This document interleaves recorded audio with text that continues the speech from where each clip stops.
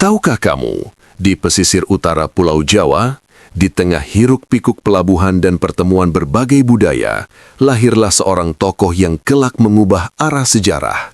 Dialah Sunan Bonang, seorang wali yang menyebarkan Islam bukan dengan paksaan, melainkan dengan kelembutan, seni, dan kebijaksanaan. Dari alunan gamelan hingga lantunan tembang penuh makna, ia menyentuh hati masyarakat Jawa secara perlahan. Inilah kisah perjalanan hidupnya, sebuah dakwah damai yang abadi sepanjang masa.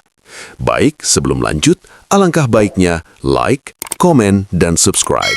Bismillahirrahmanirrahim. Bab 1. Kelahiran di Tanah Tuban. Di pesisir utara Pulau Jawa, tepatnya di wilayah Tuban yang ramai oleh lalu lalang para pedagang dari berbagai negeri, lahirlah seorang bayi yang kelak menjadi salah satu tokoh penting dalam penyebaran Islam di Nusantara. Bayi itu diberi nama Raden Maulana Makdum Ibrahim, yang kemudian dikenal sebagai Sunan Bonang. Ia merupakan putra dari Sunan Ampel, seorang ulama besar yang memiliki pengaruh luas dalam perkembangan Islam di Tanah Jawa. Sejak kelahirannya, lingkungan tempat ia tumbuh telah dipenuhi oleh nuansa religius, keilmuan, serta interaksi budaya yang beragam, menjadikannya ladang subur bagi pembentukan karakter dan pemikirannya di masa depan. Tuban pada masa itu bukan hanya pelabuhan perdagangan, tetapi juga pusat pertemuan berbagai ajaran dan kepercayaan, mulai dari Hindu-Buddha hingga ajaran lokal yang telah mengakar kuat dalam kehidupan masyarakat. Dalam suasana seperti itulah, Raden Makdum Ibrahim dibesarkan, menyaksikan secara langsung bagaimana masyarakat hidup dengan beragam keyakinan dan tradisi. Sejak kecil, ia telah menunjukkan kecerdasan yang menonjol, serta ketenangan sikap yang berbeda dari anak-anak seusianya. Didikan dari sang ayah yang penuh kasih, namun tegas dalam prinsip agama, menjadikannya tumbuh dengan akhlak yang mulia. Tidak hanya diajarkan ilmu agama, ia juga dibimbing untuk memahami kehidupan masyarakat secara luas, agar kelak mampu menjadi jembatan antara ajaran Islam dan budaya lokal. Kehadirannya di tengah keluarga ulama besar serta lingkungan yang dinamis menjadikan masa kecilnya sebagai awal perjalanan panjang yang akan membawanya menjadi salah satu anggota penting dalam Wali Songo yang berperan besar dalam menyebarkan ajaran Islam secara damai dan penuh kebijaksanaan di Tanah Jawa. Bab 2. Didikan Sang Ayah. Seiring bertambahnya usia, Raden Maulana Makdum Ibrahim mulai menjalani masa pendidikan yang lebih serius di bawah bimbingan ayahnya, Sunan Ampel. Di pesantren Ampel Denta, yang dikenal sebagai pusat pendidikan Islam terkemuka di Jawa pada masa itu, ia belajar bersama para santri lainnya dalam suasana yang disiplin namun penuh keberkahan. Sejak dini, ia telah diperkenalkan pada dasar-dasar ajaran Islam, mulai dari membaca dan menghafal Al-Quran, memahami hadis Nabi, hingga mendalami ilmu fikih dan tauhid. Namun, pendidikan yang ia terima tidak hanya terbatas pada aspek keilmuan semata. Sunan Ampel juga menanamkan nilai-nilai akhlak, kesabaran, serta keikhlasan dalam setiap langkah kehidupan. Raden Makdum Ibrahim dikenal sebagai murid yang tekun, cerdas, dan memiliki rasa ingin tahu yang tinggi. Ia tidak segan bertanya dan selalu berusaha memahami makna di balik setiap pelajaran yang diterimanya. Selain itu, ia juga menunjukkan ketertarikan yang mendalam terhadap ilmu tasawuf, yaitu ajaran yang menekankan kedekatan batin dengan Allah. Dalam kesehariannya, ia hidup sederhana seperti para santri lainnya, tanpa menunjukkan keistimewaan sebagai anak seorang ulama besar. Justru, kerendahan hatinya membuatnya semakin dihormati oleh teman-temannya. Sunan Ampel melihat potensi besar dalam diri putranya, sehingga ia memberikan perhatian khusus dalam membimbingnya, bukan dengan memanjakan, melainkan dengan menguji keteguhan dan kesungguhannya dalam menuntut ilmu. Melalui didikan yang kuat ini, terbentuklah pribadi Raden Makdum Ibrahim yang tidak hanya cerdas secara intelektual, tetapi juga matang secara spiritual. Bekal inilah yang kelak menjadi fondasi penting dalam perjalanan dakwahnya sebagai Sunan Bonang, seorang wali yang dikenal bijaksana dalam menyampaikan ajaran Islam kepada masyarakat Jawa. Bab 3. Menuntut ilmu ke negeri seberang. Setelah menamatkan pendidikan dasarnya di bawah bimbingan Sunan Ampel, Raden Maulana Makdum Ibrahim merasa bahwa perjalanan ilmunya belumlah selesai. Dengan restu sang ayah, ia memutuskan untuk melanjutkan pengembaraan menuntut ilmu ke negeri seberang, mengikuti jejak para ulama terdahulu yang mencari hikmah hingga ke pusat-pusat peradaban Islam. Perjalanan itu bukanlah hal yang mudah. Ia harus menempuh jalur laut yang panjang, menghadapi gelombang besar, serta meninggalkan tanah kelahirannya untuk waktu yang tidak singkat. Namun semangatnya untuk memperdalam ilmu agama mengalahkan segala rasa takut dan rindu akan kampung halaman. Di negeri-negeri yang ia singgahi, Raden Makdum Ibrahim bertemu dengan berbagai ulama besar yang mengajarkan beragam disiplin ilmu, mulai dari tafsir Al-Quran, hadis, hingga filsafat dan tasawuf. Ia dikenal sebagai murid yang rendah hati dan bersungguh-sungguh, sehingga banyak gurunya memberikan perhatian khusus kepadanya. Disinilah ia mulai memahami bahwa dakwah tidak hanya sekedar menyampaikan ajaran secara lisan, tetapi juga menyentuh hati dan jiwa manusia dengan cara yang lembut dan penuh kebijaksanaan. Ilmu tasawuf yang ia pelajari semakin memperdalam pemahamannya tentang hakikat kehidupan dan hubungan manusia dengan Sang Pencipta. Selain belajar, ia juga mengamati berbagai metode dakwah yang digunakan di berbagai daerah, yang kelak akan sangat mempengaruhi pendekatannya saat kembali ke tanah air. Perjalanan panjang ini bukan hanya memperkaya ilmunya, tetapi juga membentuk kepribadiannya menjadi lebih matang. Dengan bekal ilmu dan pengalaman tersebut, Raden Maulana Makdum Ibrahim akhirnya kembali ke tanah air, siap melanjutkan perjuangan sebagai Sunan Bonang yang akan menyebarkan Islam dengan cara damai dan penuh kearifan. Bab 4. Kembali ke tanah Jawa. Setelah menempuh perjalanan panjang dalam menuntut ilmu di negeri seberang, Raden Maulana Makdum Ibrahim akhirnya kembali ke tanah Jawa dengan membawa bekal ilmu yang luas serta pengalaman yang mendalam. Kepulangannya disambut hangat oleh masyarakat, terutama oleh sang ayah, Sunan Ampel, yang telah menantikan saat di mana putranya siap terjun langsung ke tengah masyarakat untuk berdakwah. Namun, kepulangan ini bukanlah akhir dari perjalanan, melainkan awal dari tugas besar yang menantinya. Ia menyadari bahwa tanah Jawa yang ia tinggalkan dahulu masih dipenuhi oleh beragam kepercayaan dan tradisi yang telah mengakar kuat, sehingga dakwah tidak dapat dilakukan dengan cara yang kaku atau memaksa. Raden Makdum Ibrahim kemudian memulai langkahnya dengan mendekati masyarakat secara perlahan, khususnya di daerah pesisir seperti Tuban yang menjadi pusat aktivitas perdagangan.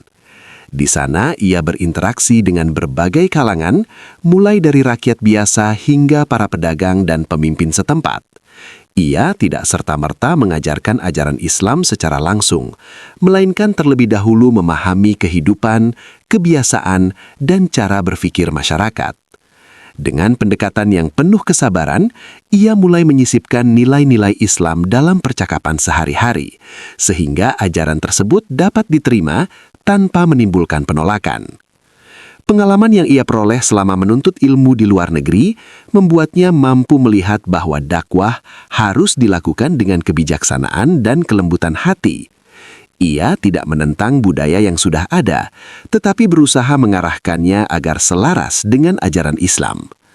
Lambat laun, kehadirannya mulai memberikan pengaruh positif bagi masyarakat sekitar. Sikapnya yang santun, tutur katanya yang lembut, serta ilmunya yang luas membuat banyak orang tertarik untuk mendengarkan dan mengikuti ajarannya. Dari sinilah, perjalanan dakwah Sunan Bonang mulai berkembang, menapaki jalan panjang dalam menyebarkan Islam secara damai di tanah Jawa. Bab 5. Dakwah melalui seni. Dalam perjalanan dakwahnya di tanah Jawa, Sunan Bonang menyadari bahwa pendekatan yang paling efektif bukanlah dengan menentang budaya yang telah lama hidup di tengah masyarakat, melainkan dengan merangkul dan mengolahnya menjadi sarana penyampaian ajaran Islam. Ia melihat bahwa masyarakat Jawa sangat mencintai seni, terutama musik gamelan dan tembang-tembang tradisional yang syarat makna. Dari sinilah muncul gagasannya untuk menjadikan seni sebagai media dakwah yang halus namun mendalam. Dengan kecerdasan dan kepekaan budayanya, ia mulai menciptakan lagu-lagu yang berisi ajaran tauhid, akhlak, serta nilai-nilai kehidupan Islami, tetapi tetap dikemas dalam bentuk yang akrab bagi telinga masyarakat. Sunan Bonang dikenal mahir memainkan alat musik gamelan, khususnya bonang, yang kemudian menjadi asal-usul namanya. Melalui dentingan bonang yang merdu, ia menarik perhatian masyarakat untuk berkumpul, lalu secara perlahan menyisipkan pesan-pesan keagamaan dalam alunan musik tersebut. Pendekatan ini terbukti sangat efektif karena masyarakat tidak merasa digurui atau dipaksa, melainkan justru menikmati setiap ajaran yang disampaikan. Ia juga menciptakan berbagai tembang yang mengandung makna spiritual sehingga siapapun yang mendengarkannya dapat merenung dan memahami ajaran Islam secara lebih mendalam. Metode dakwah melalui seni ini menjadi salah satu ciri khasnya yang membedakannya dari pendekatan dakwah lainnya. Ia mampu menjembatani antara tradisi lama dengan ajaran baru tanpa menimbulkan konflik. Bahkan banyak masyarakat yang sebelumnya enggan menerima Islam akhirnya mulai terbuka dan tertarik untuk mempelajarinya. Dengan cara ini, Sunan Bonang tidak hanya menyebarkan agama, tetapi juga memperkaya budaya lokal dengan nilai-nilai Islami. Dakwahnya pun berkembang luas, menunjukkan bahwa kelembutan, kreativitas, dan pemahaman budaya adalah kunci dalam menyampaikan kebenaran. Bab 6. Penciptaan suluk dan tembang. Dalam melanjutkan dakwahnya, Sunan Bonang tidak hanya mengandalkan musik gamelan, tetapi juga mengembangkan karya sastra berupa suluk dan tembang yang syarat dengan nilai-nilai spiritual.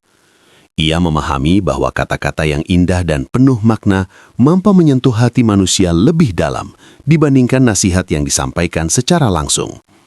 Oleh karena itu, ia mulai menyusun ajaran-ajaran tasawuf dalam bentuk syair yang mudah diingat dan dinyanyikan oleh masyarakat.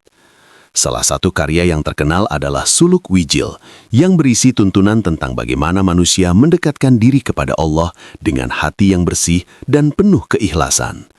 Melalui suluk-suluk tersebut, Sunan Bonang mengajarkan pentingnya mengenal diri sendiri sebagai jalan untuk mengenal Tuhan.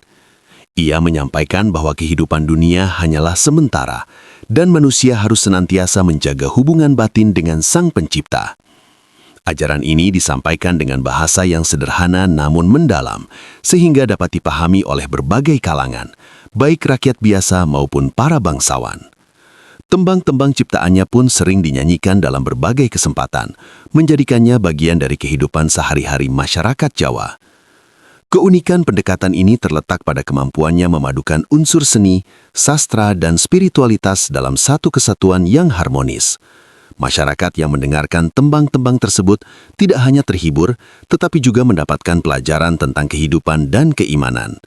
Dengan cara ini, dakwah yang dilakukan oleh Sunan Bonang menjadi lebih halus dan menyentuh, tanpa menimbulkan penolakan. Karya-karyanya pun terus diwariskan dari generasi ke generasi, menjadi bukti bahwa pendekatan yang penuh kebijaksanaan mampu meninggalkan pengaruh yang panjang.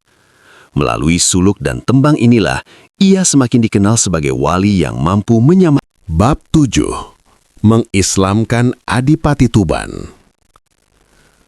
Dalam perjalanan dakwahnya, Sunan Bonang tidak hanya berfokus pada masyarakat umum, tetapi juga menyadari pentingnya mendekati para pemimpin daerah.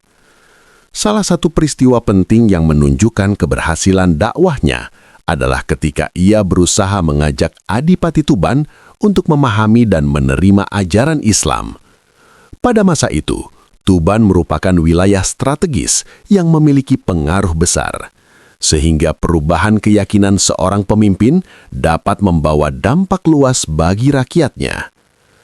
Sunan Bonang tidak datang dengan sikap menggurui atau memaksa. Sebaliknya, ia mendekati sang adipati dengan penuh kesopanan dan kebijaksanaan. Ia sering berdialog, membahas berbagai hal tentang kehidupan, kepemimpinan, serta nilai-nilai moral yang menjadi dasar ajaran Islam.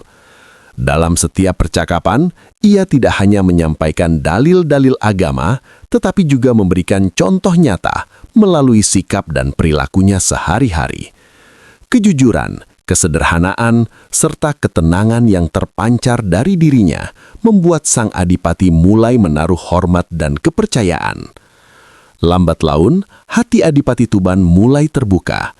Ia melihat bahwa ajaran yang dibawa oleh Sunan Bonang bukanlah sesuatu yang asing atau bertentangan dengan nilai kebaikan, melainkan justru memperkuat prinsip keadilan dan kebijaksanaan dalam memimpin.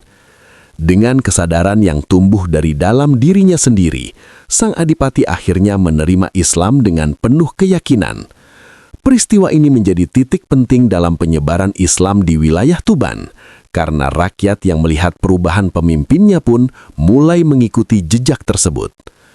Keberhasilan ini menunjukkan bahwa pendekatan yang dilakukan oleh Sunan Bonang bukanlah sekedar dakwah biasa, melainkan strategi yang penuh perhitungan dan kebijaksanaan. Ia memahami bahwa perubahan besar seringkali dimulai dari lingkaran kepemimpinan. Dengan mengedepankan dialog, keteladanan, dan kesabaran, ia mampu membawa perubahan tanpa menimbulkan konflik. Dari sinilah pengaruh dakwahnya semakin meluas, memperkuat posisi Islam di tanah Jawa secara damai dan berkelanjutan. Bab 8. Murid-murid terkenal. Dalam perjalanan dakwahnya, Sunan Bonang tidak hanya dikenal sebagai penyebar ajaran Islam, tetapi juga sebagai guru yang melahirkan banyak murid berpengaruh. Ia memahami bahwa keberlanjutan dakwah tidak cukup dilakukan seorang diri, melainkan harus diteruskan oleh generasi berikutnya yang memiliki pemahaman agama yang kuat serta kebijaksanaan dalam menyampaikan ajaran.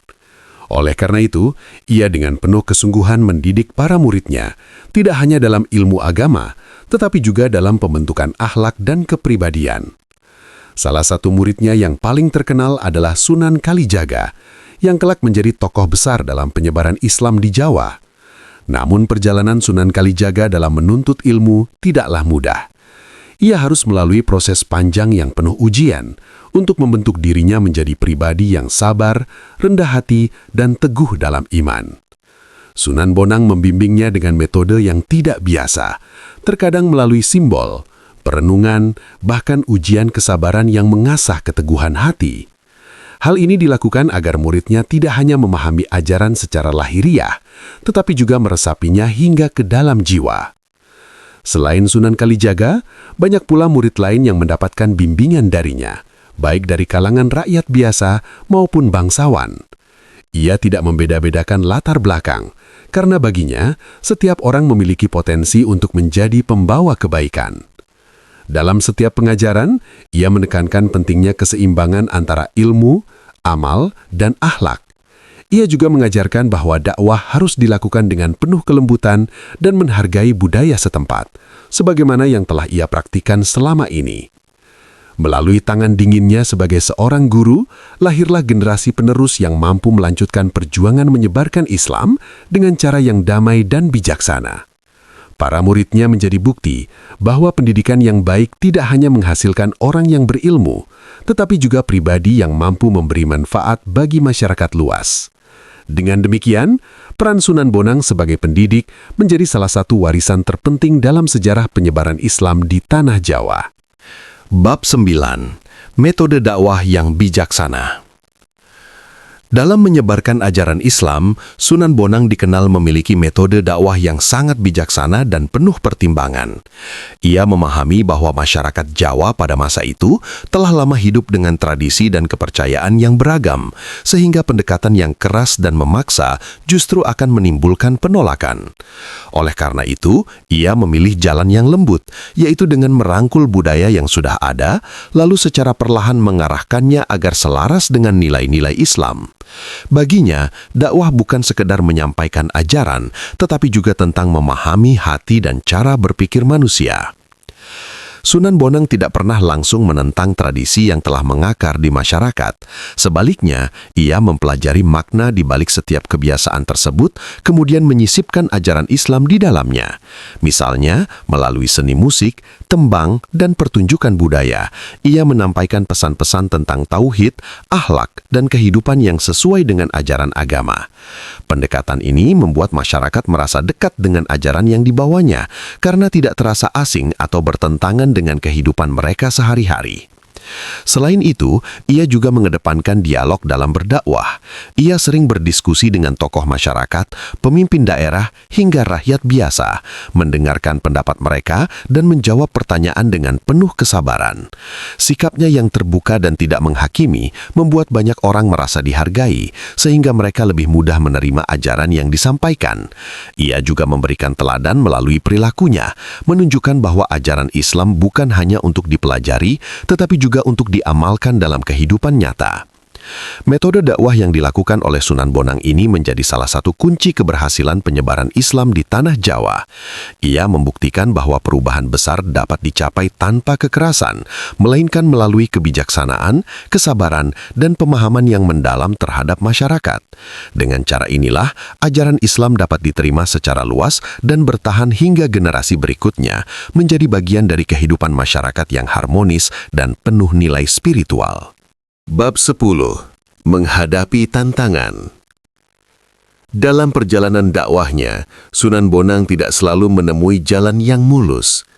Di balik keberhasilan yang ia capai, terdapat berbagai tantangan dan rintangan yang harus dihadapi dengan penuh kesabaran. Masyarakat Jawa pada masa itu masih banyak yang memegang teguh kepercayaan lama, baik yang berasal dari tradisi Hindu-Buddha maupun ajaran baru yang telah mengakar kuat selama berabad-abad.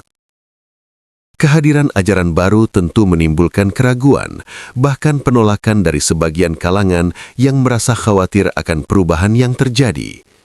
Tidak jarang, Sunan Bonang menghadapi sikap curiga dan penolakan secara langsung.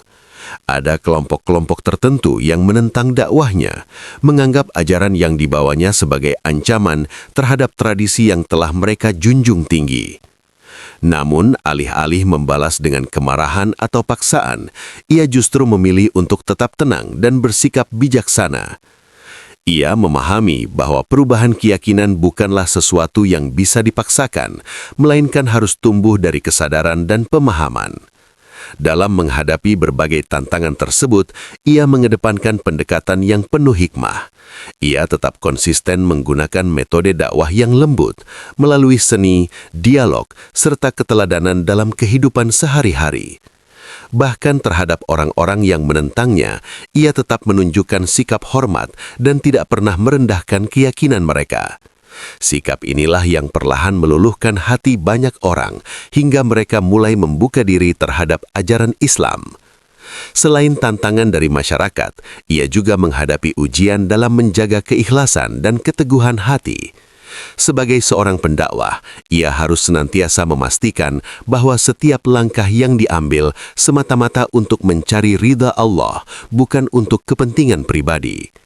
Dengan kesabaran, keteguhan iman dan keyakinan yang kuat, Sunan Bonang mampu melewati setiap rintangan yang menghadang. Dari sinilah terlihat bahwa keberhasilan dakwah tidak hanya ditentukan oleh ilmu, tetapi juga oleh kekuatan hati dalam menghadapi ujian kehidupan. Bab 11. Peran dalam Wali Songo. Sebagai salah satu anggota Wali Songo, Sunan Bonang memiliki peran penting dalam menyusun dan menjalankan strategi penyebaran Islam di tanah Jawa. Wali Songo bukan sekedar kumpulan ulama, melainkan sebuah jaringan dakwah yang terorganisir dengan baik, di mana setiap anggotanya memiliki wilayah, metode, dan pendekatan masing-masing. Dalam kebersamaan inilah, mereka saling melengkapi dan bekerja sama untuk mencapai tujuan yang sama, yaitu menyebarkan ajaran Islam secara damai dan bijaksana. Sunan Bonang dikenal sebagai salah satu wali yang memiliki keunggulan dalam bidang seni dan pendekatan budaya. Oleh karena itu, ia sering berperan dalam merumuskan metode dakwah yang dapat diterima oleh masyarakat luas tanpa menimbulkan gejolak. Dalam pertemuan-pertemuan para wali, Ia turut memberikan pandangan dan gagasan tentang bagaimana mengintegrasikan ajaran Islam dengan tradisi lokal, sehingga dakwah dapat berjalan secara harmonis. Pendapatnya yang bijak dan pemikirannya yang mendalam membuatnya dihormati oleh para wali lainnya. Selain itu, ia juga menjalin hubungan erat dengan para anggota Wali Songo lainnya, seperti Sunan Kalijaga dan Sunan Giri. Kerjasama di antara mereka memperkuat penyebaran Islam di berbagai wilayah, karena setiap wali memiliki cara tersendiri dalam berdakwah, namun tetap berada dalam satu tujuan yang sama. Mereka saling bertukar pengalaman, berdiskusi tentang tantangan yang dihadapi, serta mencari solusi terbaik untuk mengatasi berbagai persoalan di masyarakat.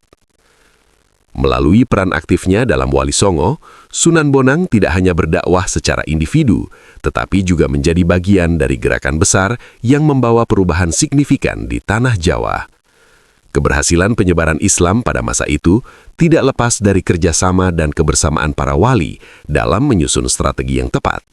Dari sinilah terlihat bahwa dakwah yang kuat bukan hanya bergantung pada kemampuan pribadi, tetapi juga pada sinergi dan persatuan dalam mencapai tujuan bersama. Bab 12. Ajaran Tasawuf. Dalam perjalanan dakwahnya, Sunan Bonang dikenal sebagai seorang wali yang menekankan pentingnya ajaran tasawuf, yaitu pendekatan spiritual yang berfokus pada penyucian hati dan kedekatan manusia dengan Allah. Baginya, keberagamaan tidak hanya cukup pada pelaksanaan ibadah secara lahiriah, tetapi juga harus disertai dengan kesadaran batin yang mendalam. Ia mengajarkan bahwa hati yang bersih, ikhlas, dan penuh cinta kepada Sang Pencipta merupakan kunci utama dalam mencapai ketenangan hidup dan kebahagiaan sejati.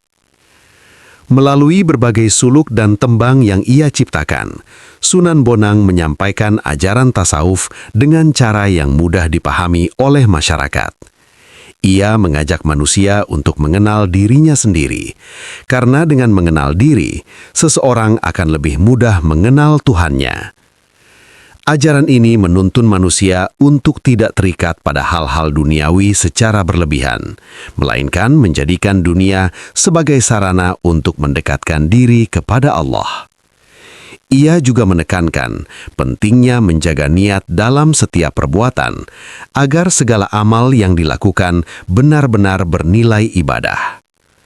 Dalam praktiknya, ia mengajarkan sikap sederhana, rendah hati, serta menjauhi sifat-sifat buruk seperti kesombongan, iri hati, dan kebencian. Ia sering mengingatkan bahwa ilmu yang tinggi tidak akan berarti tanpa akhlak yang baik. Oleh karena itu, ia selalu menekankan keseimbangan antara ilmu, amal, dan spiritualitas dalam kehidupan sehari-hari. Pendekatan ini membuat ajaran yang ia sampaikan tidak hanya dipahami secara intelektual, tetapi juga dirasakan dalam hati. Ajaran tasawuf yang dibawa oleh Sunan Bonang memberikan warna tersendiri dalam penyebaran Islam di tanah Jawa. Dengan pendekatan yang lembut dan menyentuh batin, ia mampu mengajak masyarakat untuk lebih mendalami makna kehidupan dan hubungan dengan Tuhan. Dari sinilah, dakwahnya tidak hanya mengubah keyakinan, tetapi juga membentuk kepribadian yang lebih baik dan penuh kedamaian. Bab 13. Warisan Budaya. Sebagai seorang wali yang mengedepankan pendekatan budaya dalam dakwahnya, Sunan Bonang meninggalkan warisan yang tidak hanya bersifat keagamaan, tetapi juga kultural.